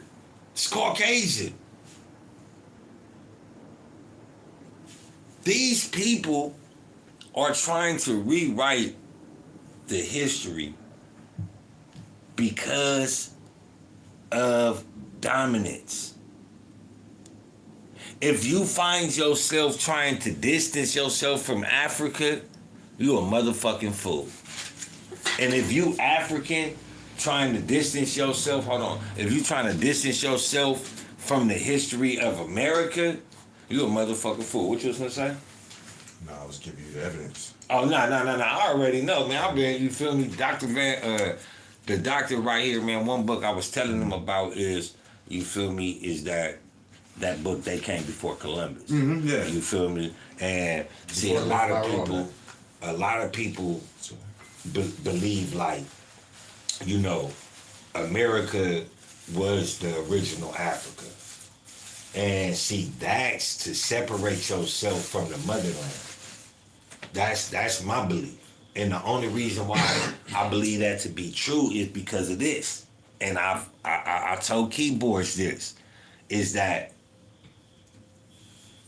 so you want to tell me if this was the original Africa, when the white man came, instead of just enslaving all the black weak motherfuckers, they just enslaved a few motherfuckers and let all the millions of other Africans escape. No. They couldn't have. But also, like you were saying, the linguistics, the Negro heads, the culture. Why is it that in America that we find more ancient Negroid phenotype people than Caucasian type people? Why is the Negroid culture endorsed and influxed to everybody else's culture, but their culture isn't endorsed and influxed into the black man's culture? Why is our culture heavily dominated y'all ancient people? If you say that you come from these people, why is your ancient people looking Negroid? Why they looking Negroid? If you say you ancient Aztec, you should still look like the Aztecs. White people still look white. Asians still look Asian. Black people still look black. So hold on. So if the Mexicans with their Spaniard look, how come none of their phenotype are found in any of the? Why they don't have no mega structures of their faces? Because their origin story, as far as a Mexican or Mesoamerican before Spanish colonial or Europeans touched this part of the world, their claim to fame come to being is from two root genes: the Negroid and the Mongol. But see, I don't. Hold on. Look, the refugees escaping Genghis Khan and them, and all of those. And they came through the Bering Strait. Yeah, those people, and they came and settled here. What you see now, how they saying those red skin, and those are those people. They are the people that are from the Mongolian Empire and all that. No, they are the direct descendants of them. So when you trace them, when you do the genealogy, but they're also the direct descendants of black people. Hold on. Those red Indians are also the descendants. We get that because we know that part because all of those Asian Mongol people, their gene pool adapted it to where they at, but their root gene descends from the San in Southern Africa. You feel me? No. I'm doing the genealogy right now on how Hispanics came to be. We know everybody goes back to Africa. Yeah, but look, I'm saying. Hold on. Everybody goes back to Africa. But when you look at the Mexican, you go get a motherfucker. Hold on, you go get a motherfucker from Ukraine right now in his DNA, it will go back to Africa. Yeah, everybody's. Everybody's Everybody. DNAs go, but this is the clarity of it. If I can't go to Ukraine right now and say I'm of the ancient tribe of X, Y, and the third, they're gonna say, but we got pictures of our people. They Caucasian. You feel what I'm saying? They're Caucasian. You're not Caucasian. You feel what I'm saying? So when the Mexican, when you get into the dominant factor of their genealogy, Yes. Spaniard and Mongol. No. That was where I was correcting you, because their original true root gene is the black one and the Mongol. That Spaniard shit came later after the European conquest over here into the Americas. That's how they came to be in this form, like you see them now. But when you see them in all the old pictures and text and stuff, the way they look, they were deep brown people. Like the hold on, like the same people that still like the same people that still inhabit the jungles and shit of South and Central America. When you look at those people, they But are that's- that but was see, the hold on. that You was the get direct into- result from you get- us no, and the that Mongol. wasn't the direct. That was the direct. Hold No, on. it's in their blood. That Look it is up. It's in their blood. that is a whole nother aspect. That's South Right. America. It's That is not Mexico. No, that's what I'm trying to tell That you. is not this, and look, Mexico. and this is what I'm trying. This is what I'm breaking down to you, bro. Just You're listen. not breaking it I am, down. because You are talking those about people- South America. Those people are those All same right, people. if they They are don't the same have people. if they don't have the Spaniard, They are the if they same don't people. if they don't derive from the Spaniards, why the fuck are they names Hernandez, Sanchez, Flores? Hold on. Those are slave names. Those are slave names? Those are slave Those are names. slave names. Just like my last name. Those are slave names, bro. Those are slave names. Slave names. Those are slave names. A simple, So clear the cut. Mexicans The- aren't the so ones that you see Mexicans. today, Hold on. So Mexicans the- aren't the descendants of Spaniards at all. They are now because of them going over them raping those people. They changed their whole genetic makeup. When I they just said introduced they're the the European descendants. I'm saying these people, the Mexicans that we see today, Are the descendants of the Spaniards. I broke down how the Mexicans of All today, right, how they anyway. got to this form. Anyway, I don't want to get off track about that because that's But it was far, on track. That's far from the fact. It really It's far was. from the fact. It really was. It's far from the fact. It really was. What I'm about to say,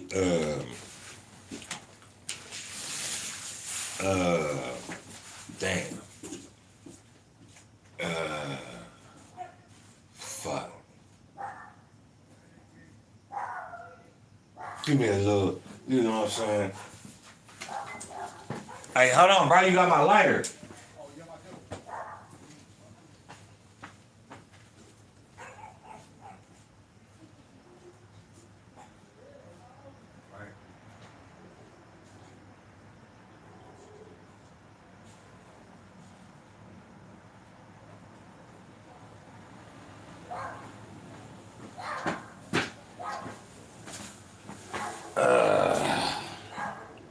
Hit this little blunt, man.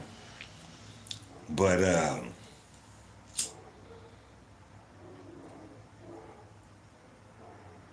play this.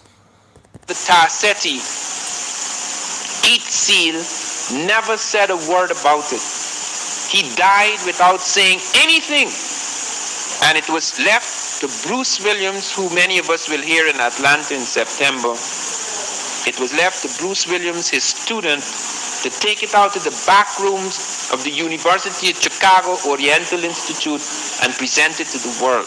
They said the reason why they delayed so long is because it took 15 years to put the pieces together. Without all those pieces, the stoneware vessels, etc., the pottery that was found, the stone incense burner at the site of Tarsetti at Kustal, the site of Kustal, did not need putting together. It was intact from the very beginning. What needed to be put together were their heads. And that was not put together until the head who had a right to put it together died. Thank God. It is absolutely important for us to take a very serious view of this, because we find again and again and again that you have a deliberate effort to wipe out the evidence, to hide it, to explain it away. Why is it that this photo... And that's it. That's what Mexico did. Mexico hid the evidence. They didn't want to accept that part of their history. So, in order to align themselves with what they accepted, what they indulged in culturally, it wasn't Negroid. They pushed the Negroid further south. That's what they did. Why? To hide the evidence of the black presence. That's what they did. There's no denying it. Nowhere in Mexico do they accept the African identity in their history. Nowhere. So by trying to cover it up, it's trying to give validity to a false narrative. Even now, I am not permitted to use that until 1985 because it involves a whole series of things. But why is it that this head is not among the heads at Villa Hermosa, is not among the heads in the National Geographic or the Smithsonian or any traveling circus of Olmec heads? It is hidden at Tuxtla where nobody goes. It's very important to note that that was the first head found, and it had a profound effect. Although it was the only thing found at that time that indicated an African influence. It was left to the expeditions of 1938 and 1939, expeditions carried out jointly by the Smithsonian Institute, the University of California, and the National Geographic, before they found more of these stone heads. They recovered the one at Tres Zapotes, and then they went on the next year in 1939. They went on to La Venta, and then they found 4 of these stone heads. They also found, and many of you have noted this in the museum at Villa Venta Park, you have noted the plan of the city. I want you to look at that plan carefully. There is the first pyramid in America. There is the first step pyramid.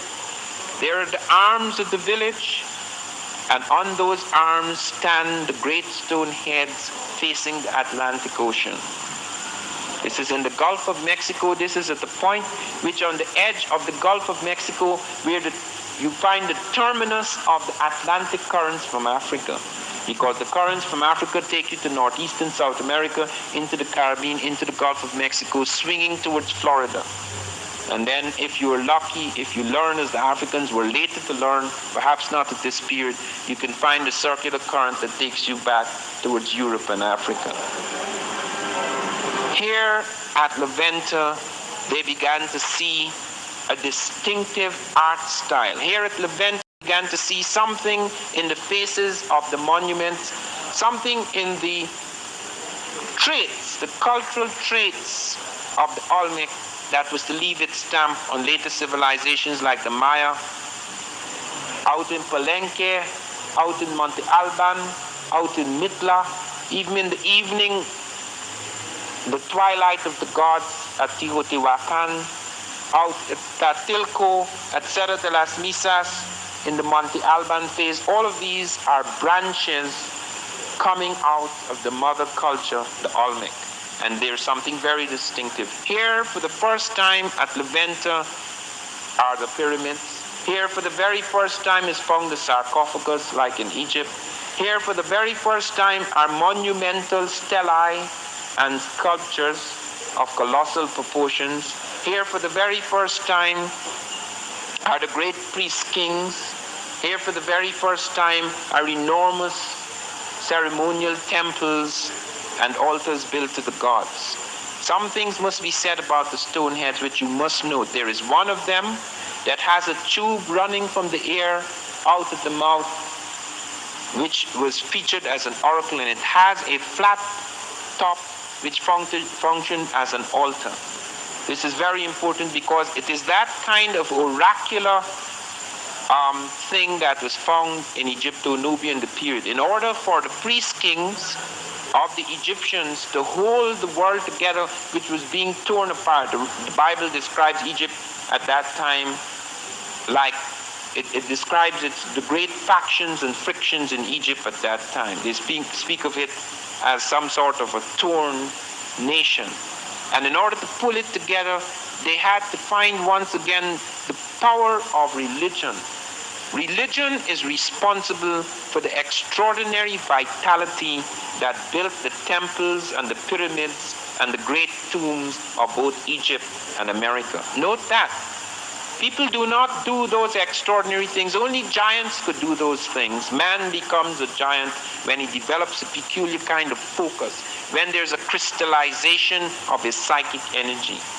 In civilizations that are highly fragmented, that have lost all their certitudes and cannot find again any kind of certitude and focus and power, the tremendous capacity to have the consciousness to operate as a giant is lost. Only giants can build those things.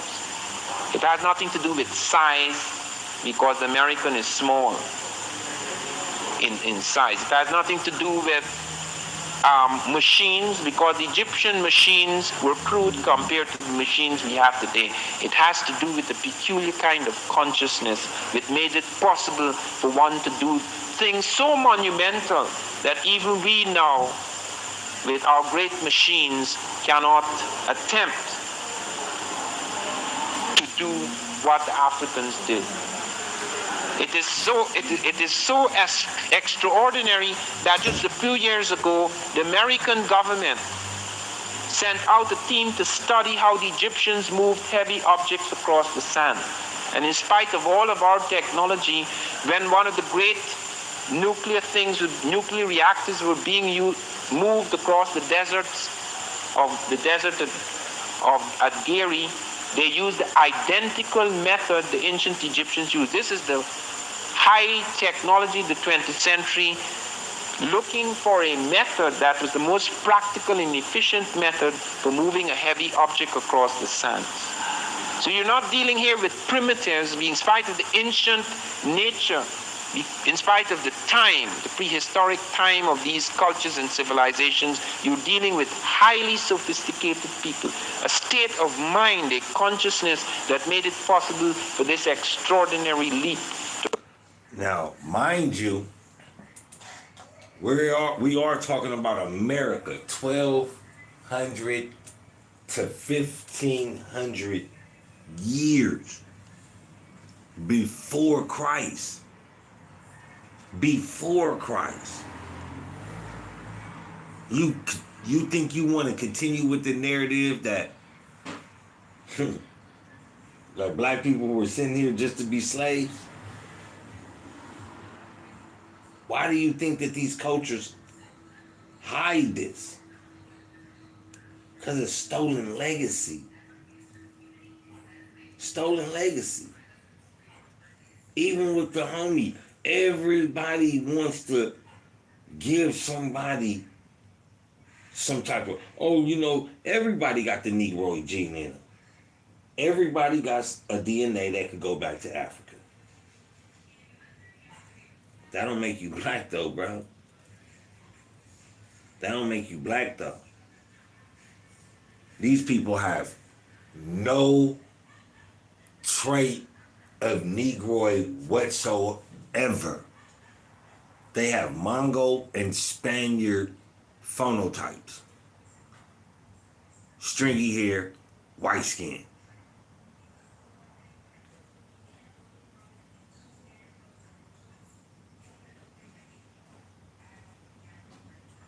Big difference.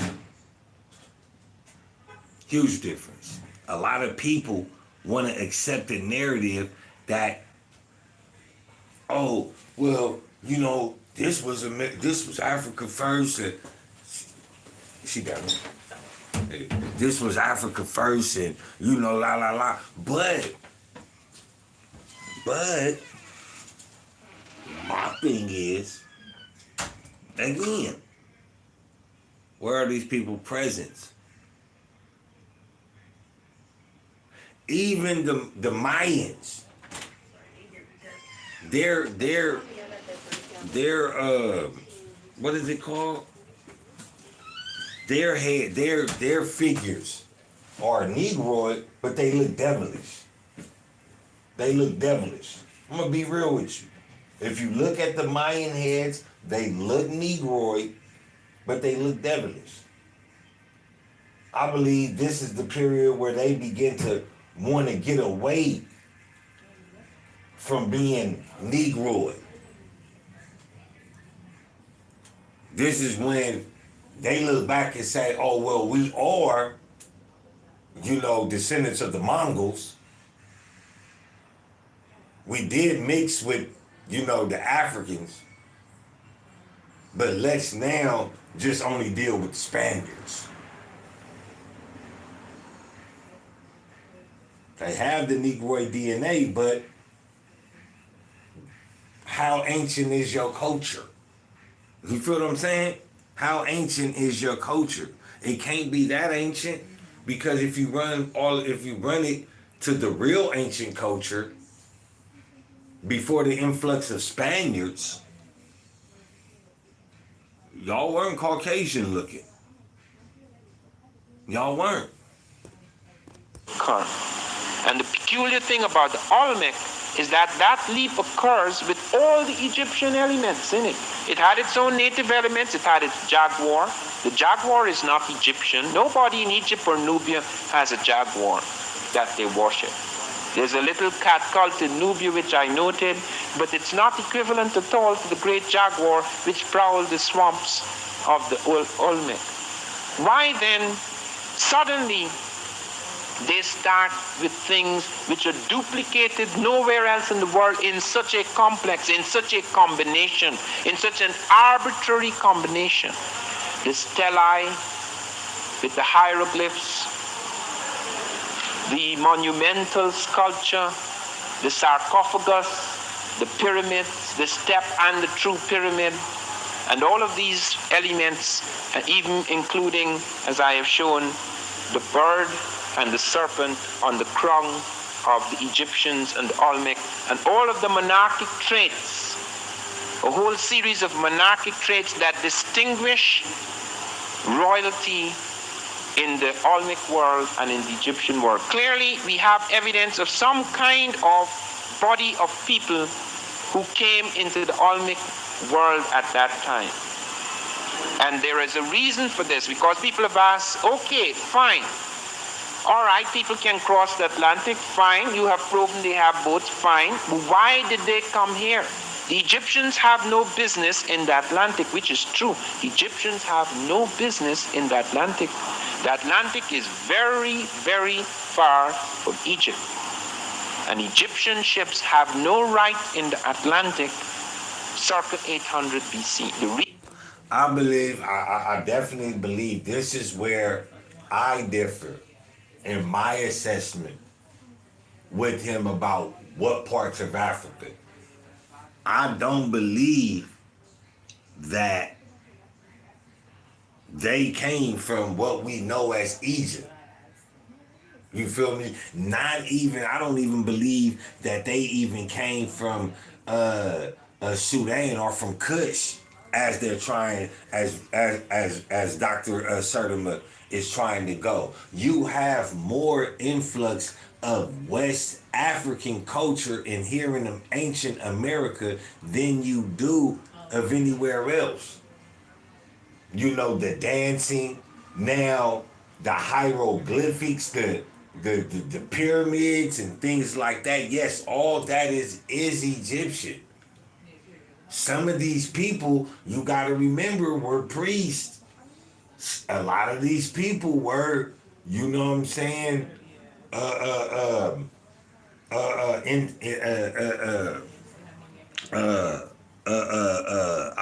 forgot what I'm trying to say, but a lot of these people were influenced by that world. And let's not forget that Sudan is the original Egypt. That is what's called Lower Egypt, and you have Lower Egypt and you have Upper Egypt. Upper Egypt is the Sudan. Lower Egypt, Lower Egypt is Egypt as we know it. I might have that backwards. But the original Egypt, the original pharaohs, come from Sudan. You feel me? They come from Sudan. The pharaohs that we know that are in like the Bible and everything, they are the second wave of the influx of the Caucasians or of the Sumerians or whatever you want to call it. That's when the haikus came. And then they started saying that the Egyptians was white and North America was white and all that. That's a different picture. But Egypt started in the land of Kush, Sudan, the black pharaohs, home of the original pharaohs. So that was the original Egypt. So I believe that them people being, you know what I'm saying, ancient. Remember, they had a presence in America 12 to 1500s before Christ. This is when Egypt was ran by black pharaohs from the Sudan. During that period, when Africa was really African.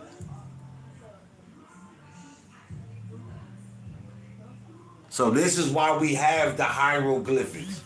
This is why we have the pyramids. There are more pyramids in Africa than there is of anywhere else. You feel me? Give me a second real quick, y'all. I gotta do something. Hold on.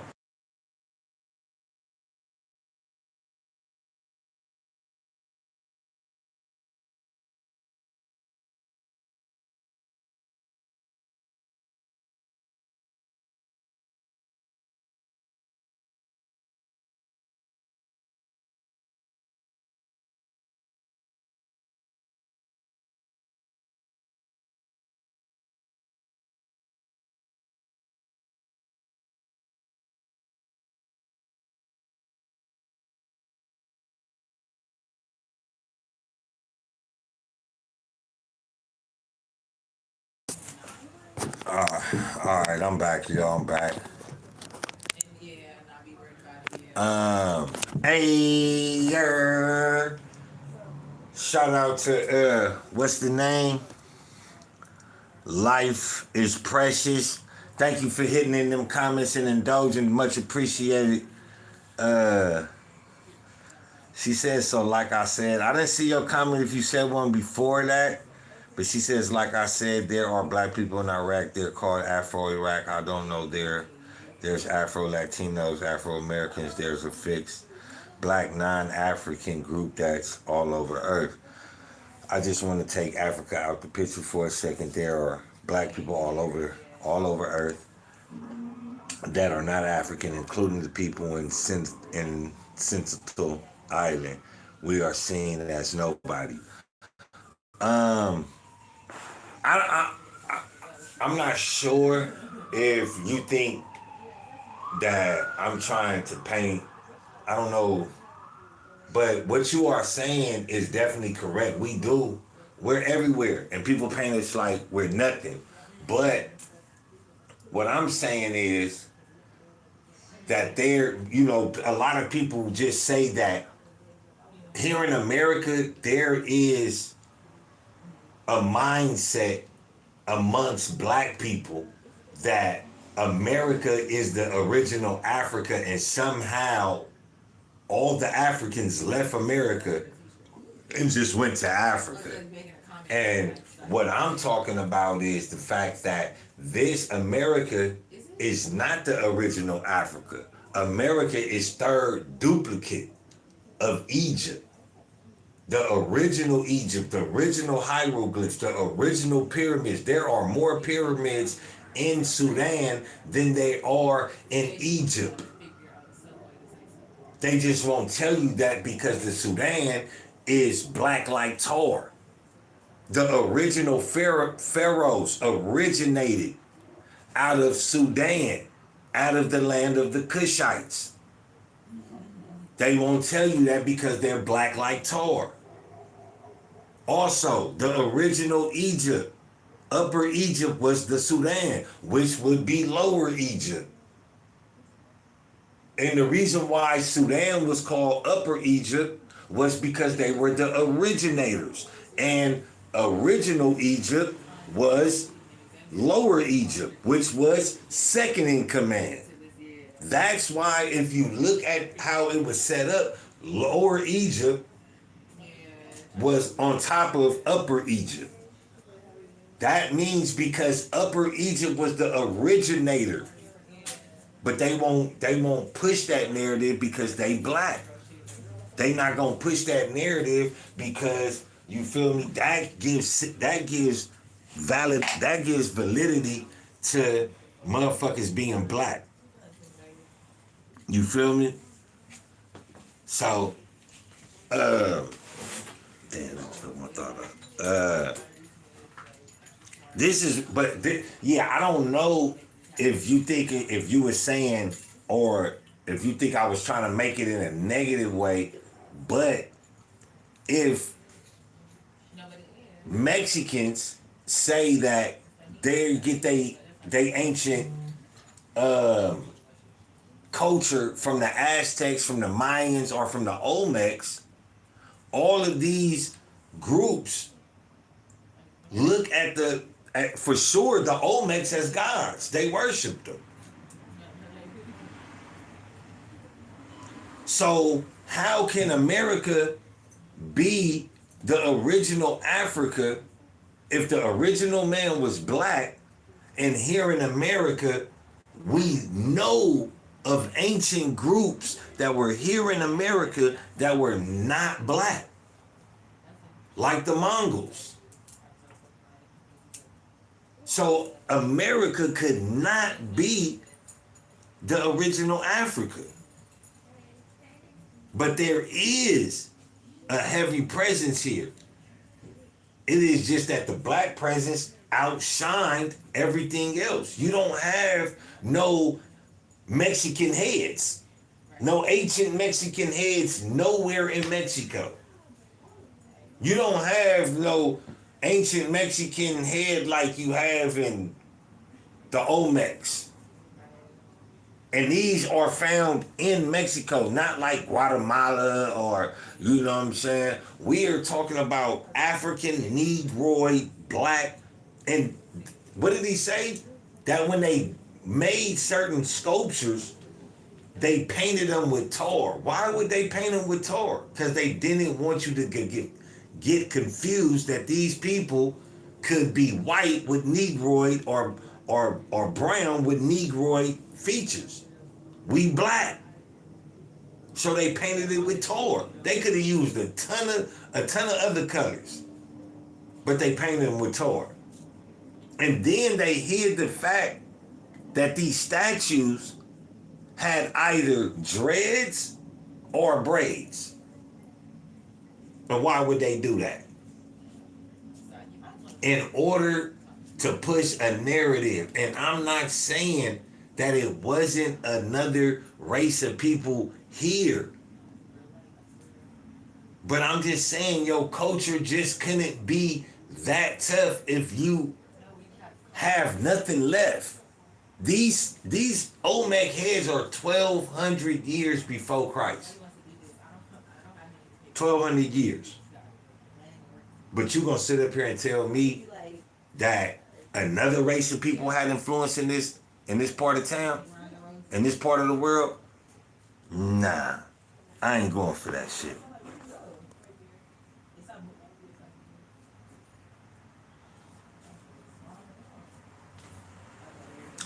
If you gonna say that there are people all over the earth, but they're not African, then what the fuck are they?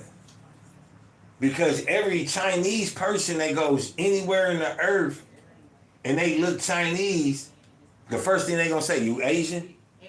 Where you from, Asia? If a Caucasian goes anywhere on earth, they're not gonna ask them, are you from Africa? They're gonna say, are you from Europe? You from America? These are the dominant cultural countries. Africa, black people. Yes, black people have went to and fostered every side of the earth, but all I am saying is America is not the original Africa. And I am giving validity that it was people here. I'm never shying away from that. And the Seminole people, you say that the Seminole people are not African, then what are they? Kill that plug. Then what are they? Because everything that they do is African. But let's finish running this content though. Reason why they are in the Atlantic at all, in the North Atlantic, is because of an unusual situation that is occurring in the Mediterranean at that point in time. It is very important, therefore, not only to study what was happening in Mesoamerica, but to study what was happening at that point in time in Egypt and Nubia. What you have is a war going on between Africa and Asia. The Asiatics are attacking everyone in the Mediterranean. They have smashed the Hittites. They have taken iron smelting process from the Hittites. They have smashed the Phoenicians. They've made vassals of the Phoenicians who have always been servants of the Egyptians and the Nubians. 50% of the Egypto-Nubian navies are Phoenician. These are people who Sheikh Anta Diop claims who were once black, who, like the Arabs who were once totally black in Saudi Arabia, became mixed with Asiatics, and you get this what you call the Semitic type. So that you have a mixed type Phoenician, which it gets black again as it enters North Africa and begins to intermingle once again with black people. So, and this is the thing here. These people made a choice after indulging the black culture, knowing where they came from. Now you may say, well, Pharaoh, they mingle, you feel me, yada, yada, yada, yada, yada. That's cool. But then when you get to pushing an agenda as in denying the black presence in that culture, that means you are pushing the narrative of Caucasianism. Because you want to deny the darker side, but you accept the lighter side. And this is what's done and what happened in Mexico. But in America, what we call America today, those Indians that some of these like Pancho Villa and Emilio Zapata were a part of and accepted that they were part black, they were hunted down and killed. And like I said, just if you go read about the Trail of Tears and you see the color of these Indian skins, you will see the reason why they were actually standing on business, because they wasn't going to deny the black history within their culture. So what did America do? Hunted them down and killed them. And now they push the narrative of the Caucasian Indian. Oh, they not Caucasian, they Native Americans, but they look like that? All right. You feel me? Oh, you a Aztec? Oh, you a Mayan? You a Olmec? That's your ancient culture, but you look like you a Spaniard or a Mongol? Yeah, you could tell that shit to somebody else.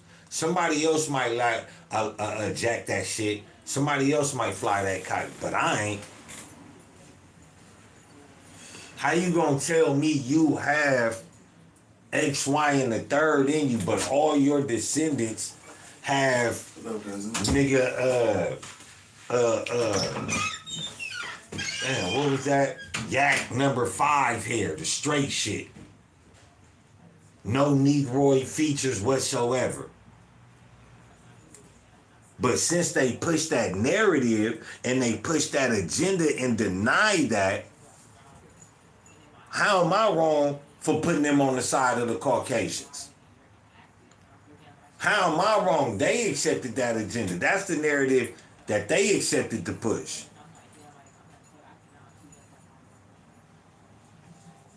But you might say, oh yeah, Pharaoh, but they left the heads. But what does that mean?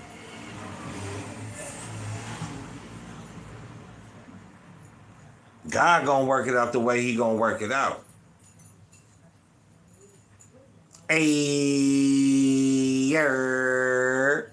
Y'all know what it is, man. Y'all know who it is, man. It's your boy Pharaoh the God, always on the job, man. Make sure y'all hit that like button, support the channel, support your boy, and above all, man, support the movement. I'm not trying to shit on nobody, but what I want black people to understand is that this couldn't be Africa. There is a heavy factual presence of Mongol type people on this continent before and or after, but it was a heavy presence in this land. So all that, oh, you know, America is the Africa. That's why we got the Mississippi. That's why they won't let you go to the Grand Canyon because of the pyramids, this and the, you know, and all that. America is a duplicate of the Africans that came here, duplicating what they had at home. That's what you do when you take your culture somewhere else. Why would the Africans leave America only to go build heavy astrology pyramids in Africa and not do it here? Why is there more pyramids in the Sudan than anywhere in the world? But they're not going to tell you that. That's because they want to push a narrative. That's why. This ain't Africa.